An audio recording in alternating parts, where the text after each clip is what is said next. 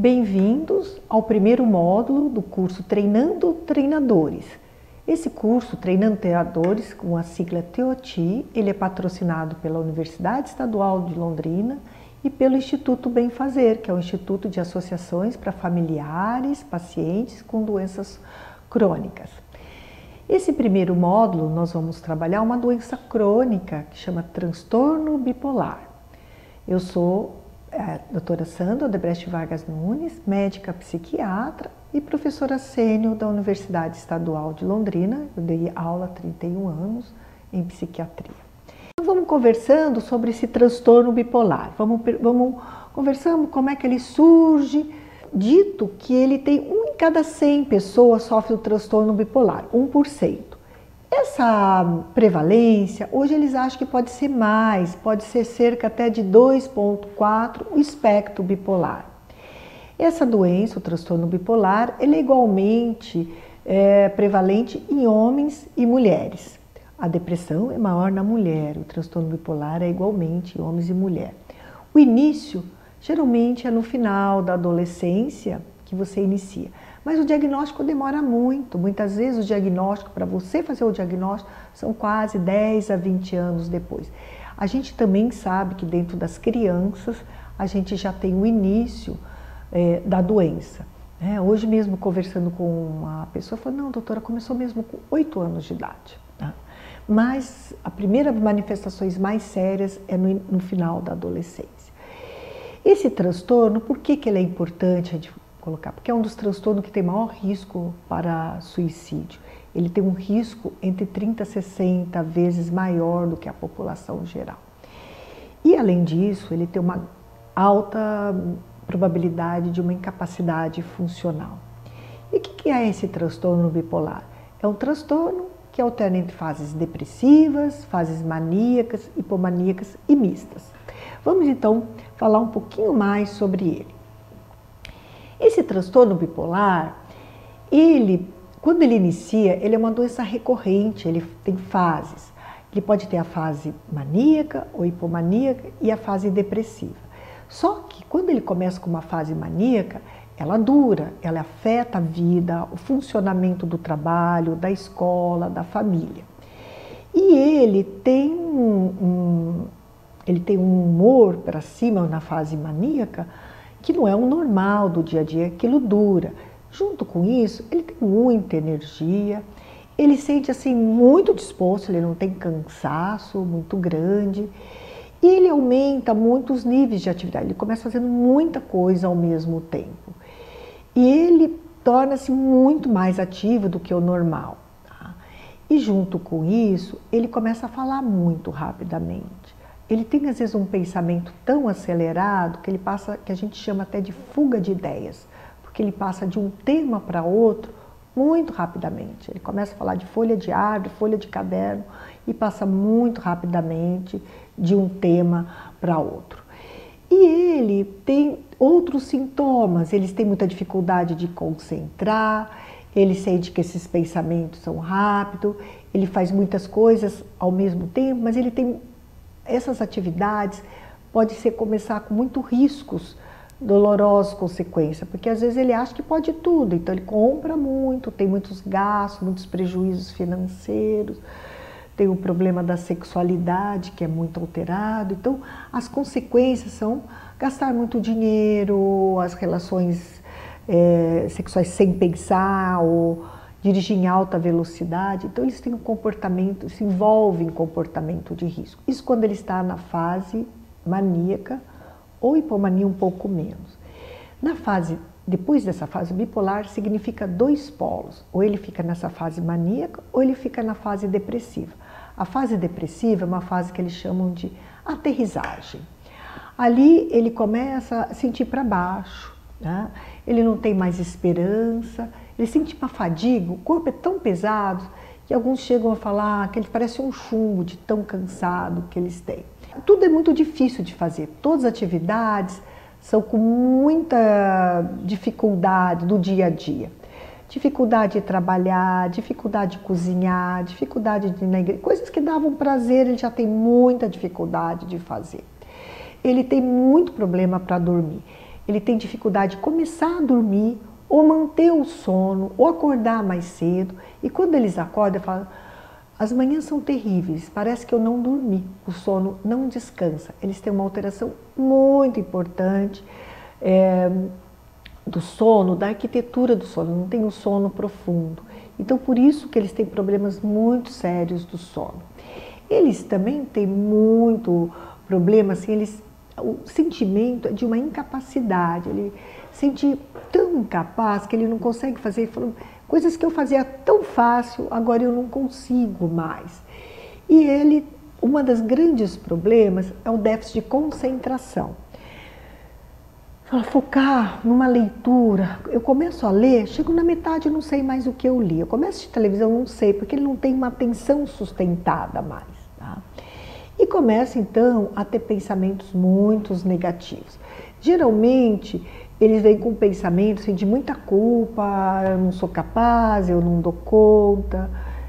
E na fase depressiva é o grande risco, porque essa fase depressiva vem muito pensamento que eu não vale a pena viver, eu não gostaria de estar vivendo mais. E é muito grande o risco de suicídio. A depressão, 90% dos suicídios estão ligados a transtornos mentais, sendo a depressão o transtorno mais comum de risco de suicídio. Então por isso que a gente tem que fazer um diagnóstico muito precoce, porque além das consequências dolorosas, da incapacidade, do risco e da funcionalidade, segundo a Organização Mundial da Saúde, de todas as doenças na medicina, a depressão está a doença que maior anos vividos com incapacidade, porque a pessoa não consegue fazer o que tinha que fazer. Tá? Então, se a gente for pensar, você quando fica para cima é chamado períodos maníacos, né? Aquele período que você está humor eufórico, expansivo, ou muito irritado, muito autoconfiante. Às vezes dorme 3 horas de sono e acha que está ótimo, né? Nessa fase. E geralmente o pensamento é muito acelerado, distrai muito fácil, né? Tudo com o ambiente ele se distrai. Tanto que muitos bipolares são chamados transtorno de déficit da atenção, mas o déficit da atenção faz parte da doença, tá? Não é que ele tem esse transtorno, porque o bipolar tem a euforia, alteração de sono, autoconfiança e o envolvimento excessivo em atividades prazerosas que têm consequências dolorosas, como gastos e outras atividades. Então essa é a fase para cima. Ele depois pode ir para a fase para baixo, que é a fase depressiva, que é o contrário, que ele fala que ele não tem força para nada, perde o interesse e prazer, a fadiga, muito lento. E ele também não tem concentração e começa a achar que não tem mais solução para a vida, que ele se desvaloriza tanto que a ideação suicida é uma coisa muito frequente e a grande parte morre pelo suicídio. E tem uma fase hipomaníaca, que ela não chega a ser aquela fase da mania plena, que ele compra, gasta, fala. É uma fase um pouquinho para cima, que chama hipomaníaca, mas depois ela vem para baixo. Mas ele pode também passar períodos que ele não tem nada, períodos que ele fica ótimo, períodos de remissão. Mas é uma doença que você tem que fazer o tratamento, porque ela pode voltar, ou a fase maníaca, depressiva, ou hipomaníaca, ou a fase mista. A fase mista, ele tem as duas fases no mesmo dia. Ele acorda de manhã, pronto para morrer, e chega à noite e está fazendo projetos, planos e tudo mais. A fase mista. Então ele tem essa fase, como é uma doença muito séria, com muita consequência, a gente tem que conhecê-la, buscar tratamento e tratamento não é só na fase aguda, é a manutenção. E muitas pessoas, eles tratam só da depressão, porque a depressão é a fase mais prevalente. 2/3 da vida é depressivo. 1/3 entra nessas outras fases, ou hipomaníaca, mania com remissão. Tá? Então, muitas vezes eles estão no tratamento só da depressão e não fazem o tratamento do bipolar, que é diferente. É outra forma de tratamento. Tá? Então, nós gostaríamos que vocês trabalhassem. Hoje o objetivo aqui é monitorar, vocês conhecendo, monitorando. Então, como que eu vou saber que o paciente está numa fase depressiva? Ele tem que ter pelo menos 2 semanas em que ele tem uma tristeza, um humor para baixo, quase todos os dias. Todos os dias, tá? Nesse período, ele sente que o interesse e prazer por tudo que ele gostava reduziu. Se ele gostava de cozinhar, reduziu, ir para a missa, trabalhar, encontrar com pessoas, tudo isso ele não consegue fazer mais. Ele tem o apetite pode ser muito para baixo ou muito para cima. Ele tem uma alteração de peso, 5% do peso corporal, sem fazer dieta ou fazendo dieta, porque ou ele pode perder muito peso ou ganhar muito peso. Geralmente, o grande problema do transtorno depressivo é o sono. Eles têm dificuldade de iniciar, manter, ou ele acorda muito cedo. E a sensação, ou ele dorme muito durante o dia, porque ele sente que o sono não descansou. Então ele dorme muito durante o dia. E ele fica, às vezes, mais lento ou mais agitado do que o normal. Ele, às vezes, não consegue parar sentado, ou ele fica tão lento para fazer as coisas. E ele fala que o cansaço é uma fadiga, um cansaço muito grande para as coisas. E um grande problema é o sentimento de culpa. Ele se auto-culpa por tudo, que ele não fez nada certo, que ele é culpado. Ele tem também muitas ideias de ruína, de culpa, né? Ou que está muito grave, de doença, que não tem mais jeito, que a vida não tem mais jeito para ele. E o grande problema que ele tem são as dificuldades de concentrar. Hoje mesmo o paciente estava com uma depressão grave, falou, doutora, acho que eu estou com Alzheimer. Mas por quê? Doutora, eu esqueço tudo, eu não concentro nada. Eu falei, mas esse é o sintoma número 1 da depressão, a dificuldade de concentrar. Eu falei, eu ponho as coisas, esqueço. Eu falei, mas você sabe fazer, sabe todo mundo, está indo para o mercado? Sim, mas eu não esqueço, deixo tudo, esqueço tudo. Eu falei, não, mas esse déficit de atenção sustentada faz parte da depressão. Tá? E o grande problema aqui é que a gente tem que ficar atento, porque eles começam a achar que eles não têm mais jeito à vida, que eles são um peso e que a morte é a única maneira. Tá? Então nós temos que fazer o diagnóstico, porque nós temos que buscar o tratamento precocemente, porque o tratamento tira dele desses sintomas e tira as ideias de suicídio. Muitos falam, meu Deus, eu não sabia que eu estava doente, que isso era uma doença. E com o tratamento, isso tudo desaparece. Fala, não, eu não tenho mais esses pensamentos quando ele vai fazendo o tratamento. Isso desapareceu. Tá? Então, por isso que é muito importante, a doença do transtorno bipolar, ela não é falta de força de vontade, não é preguiça, não é falta de fé, é uma doença, tá? Ela tem alterações, nós vamos ver um próximo capítulo, as alterações genéticas que ela tem, como história de vida trabalha a epigenética para surgir a doença, tá? Então é uma doença séria que tem que fazer tratamento, tá? O período para a fase maníaca ou hipomaníaca, nesse período que ele fica mais alegre, irritado, muito irritado do que o normal, isso dura, eles falam, a fase maníaca pelo menos 1 semana, a fase mista pelo menos 2 semanas, tá? E que é diferente do que ele sempre foi, é além do normal. Nesse período eles ficam muito autoconfiantes. Eles acham que pode tudo, que tem dinheiro. Às vezes eles chegam para mim, não, doutora, não tem problema com dinheiro, não posso, eu comprei um carro, comprei isso. Aí você já fica preocupado, que já não é uma coisa normal, né? E você sabe que o normal dele não era falar essas coisas, muito autoconfiante. E ele, ao mesmo tempo, ele começa a dormir pouco, 3 horas, né? Já começa a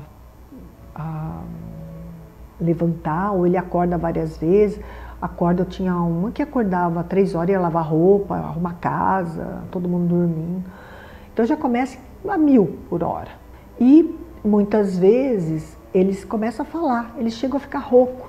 Eles vão de um tema para outro, você não fala, tá? Só ele que fala. Quando ele chega na consulta, ele fala o tempo todo, você não consegue falar. Tá? E os pensamentos ficam muito acelerados, que chama fuga de ideias, né? E o mais importante ele presta atenção, distrai com tudo em volta. Então, a atenção sustentada, por que eles falam que não consegue ler? Porque a leitura é uma atenção sustentada, eles prestam atenção no que você está fazendo em volta, mas não presta atenção na atenção sustentada, tá? E tudo isso vai afetar, porque esses sintomas não é um sintoma que não afeta. Você imagina uma pessoa chegando no trabalho, né, eufórica, falando, eu tive alguns que tiraram todo mundo do lugar e afeta o trabalho, o depressivo que não consegue o trabalho, afeta a escola, afeta as relações familiares, que não quer mais nada da família, tá? Então é muito importante buscar ajuda. Você fala, mas a fase bipolar, ele não acha que está bem? Não. Ele sabe que depois dessa fase pode vir a fase depressiva, que é uma fase muito difícil para ele, tá? Então ele tem que buscar ajuda, tá? Tem que fazer o tratamento, porque ele sai dessa fase, ou pode vir uma fase até boa por um período, mas depois pode vir a fase depressiva ou outra fase maníaca dessa, com muita consequência. Então, como eu disse, o grande problema é o risco de suicídio. O que é esse risco de suicídio? Como é que eu vou saber que uma pessoa tem risco de suicídio? Geralmente ele teve uma tentativa de suicídio prévio. Ou se você falar com ele, quando você tem um transtorno bipolar, como é uma doença que tem uma carga genética muito elevada, você vai ver que tem 3 ou 4 na família. Sempre vai falar, não, eu tive uma pessoa da família que morreu pelo suicídio. Sempre tem alguém. Tem um fator que a gente chama que ele é muito importante para a epigenética, é o abuso e a negligência na infância. Esse fator a gente tem que observar muito, porque hoje eles acham que é um agravante da doença. O que é abuso e negligência na infância? Pode ser abuso emocional, físico, sexual, ou negligência física ou emocional. Então eles falam que durante a infância eles foram abusados, pessoas que agrediam, deixavam marca, abuso sexual por outras pessoas maiores que eles, abuso emocional, desqualificavam, ou não davam o que comer, ou não levavam quando eles estavam doentes no médico. Esse transtorno, ele agrava muito o transtorno bipolar, tá?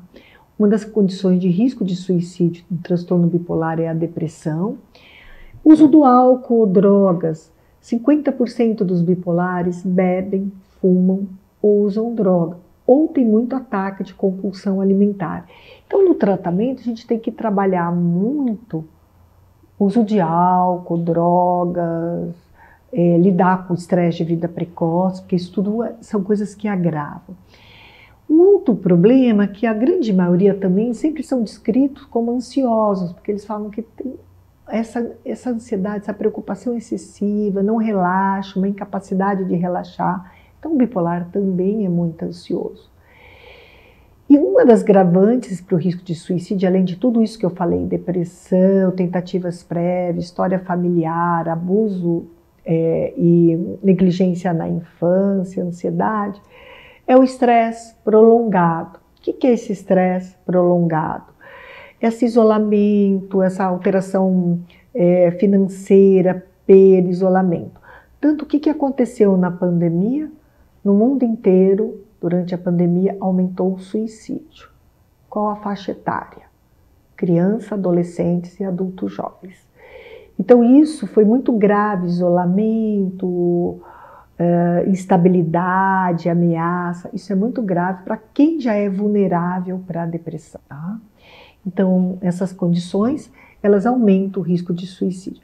Quais seriam os fatores que protegem? Lógico, fatores ambientais e genéticos, né?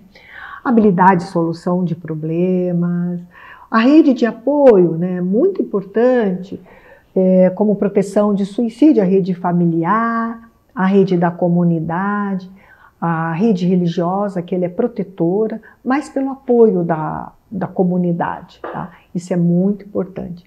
Tem com quem conversar. Você dizer, porque a maioria não fala sobre que eu principalmente na fase depressiva, que eu me acho que eu não valho nada, que eu não tenho razão para viver, que eu sou um fardo com os outros. Alguém escutar sobre isso, explicar. Isso é muito importante como fator protetor, tá? Muito fator que vocês têm que estar trabalhando, que é a conectividade. Hoje nós estamos muito preocupados com a falta de conectividade. Conexão com as pessoas é muito importante como fator protetor de suicídio. Então, depois que eu falei das características clínicas, do risco de suicídio, vamos falar o tipo de tratamento. Lógico, o tratamento ele depende da fase que você está, fase depressiva, fase maníaca, de remissão, fase manutenção. E por incrível que pareça, mesmo a fase depressiva, o tratamento aqui, ele é com estabilizador de humor, né? O lítio, lamotrigina, ácido valproico, carbamazepina, ou com alguns antipsicóticos atípicos, que são os que previnem a doença. Junto com o tratamento, nós temos que fazer também o tratamento psicoterapia, porque é um paciente com muito risco de sensibilidade ao estressor, tem que avaliar os riscos de recaída, estresse de vida precoce que nós falamos, abuso e negligência na infância dá uma forma mais grave, então isso tem que ser trabalhado em terapia. E é muito importante as intervenções psicoeducacionais. Por quê? As intervenções psicoeducacionais, elas vão te ajudar a entender sobre a doença, a você saber se automonitorar nos seus sintomas e você buscar ajuda, tá? Precoce, tá? Você saber. Porque antigamente o tratamento, o paciente era passivo, ele não sabia nem que doença que ele tinha, que remédio ele tomava. Hoje o paciente tem que ser ativo no seu tratamento. Ele não pode ser um espectador, ele tem que ser um ator, tem que saber sobre a doença, o curso, saber o diagnóstico, como diagnosticar, o que fazer com a doença, tá? Então esse é o tratamento. Além da fase, depois que a gente sai da fase aguda, vem uma fase de manutenção. Essa fase de manutenção, por que a gente tem que fazer? É uma doença recorrente, é uma doença com grande chance de recaídas, tá? E nós temos que manter o tratamento, tá? Mesmo quando ele está melhor, porque é uma doença grave, com perda de funcionalidade e risco de suicídio. Então nós temos que fazer prevenção de recaída. Cada recaída aumenta, é um processo inflamatório que também piora o déficit cognitivo. Então, para preservar o cérebro, a gente tem que prevenir as recorrências. Outro grande objetivo de um tratamento é recuperar a funcionalidade. O paciente na fase ou depressivo maníaca, ele deixa de estudar, deixa de trabalhar, deixa de ir nas reuniões familiares. A gente tem que voltar a essa funcionalidade. Outro grande problema é o estilo de vida saudável. 50% fumam, bebem, atacam comida, e nós temos que trabalhar com isso, tá? Cessar o cigarro, o álcool, compulsão alimentar, estilo de vida, atividade física regular, porque a atividade física regular, ela ajuda nas conexões cerebrais, na neuroplasticidade. Nessa fase de manutenção, geralmente o transtorno bipolar é muito sensível ao estressor. Tem que ver quais os gatilhos que contribuíram para a recaída. A gente tem que identificar, porque muitas vezes ele fala, não, eu estava bem, mas tal coisa. Eu falei, que desamparo que você teve, qual a situação que você sentiu em desamparo, em que você não controlou, que deu. E como manejar esses estressores. E uma grande parte, depois que eles melhoram, passa o período, eles acham que pode parar o remédio. E aí que a gente tem que colocar, não, é uma doença com grande risco de recaída, você tem que manter o tratamento, mesmo na fase que você esteja sem os sintomas, porque a doença é muito grande. Aqueles que vivenciaram a doença, eles morrem mesmo de medo de voltar. Muitos aderem, muitos não aderem, então nós temos que explicar. Por isso que os cursos de orientação para familiares, pacientes e profissionais é para orientar sobre isso, todas as fases do tratamento.